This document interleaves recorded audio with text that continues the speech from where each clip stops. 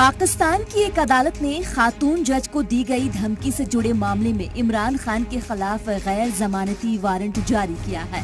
सरकारी मौक़िफ़ के वकील ने ये कहते हुए इस जमानत की मुखालिफत की है कि उन्हें गिरफ्तारी वारंट की तय मुद्दत तक पेश होना चाहिए।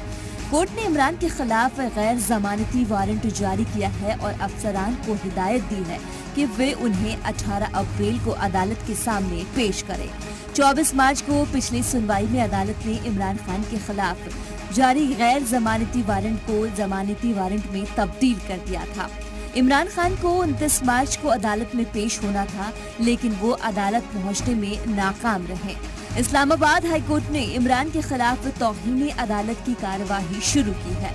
वहीं पीएम शहबाज शरीफ ने कहा है कि इमरान खान जब तक अपनी गलतियों को मानते नहीं हैं और अवामी तौर पर माफी नहीं मांग लेते हैं, तब तक सरकार और इमरान के बीच कोई बातचीत नहीं होगी। मंगल को नेशनल असेंबली को खिताब करते हुए पीएम शरीफ ने इमरान खान को धोखेबाज करार दिया था। ब्यूरो रिपोर्ट, जी मीडिया।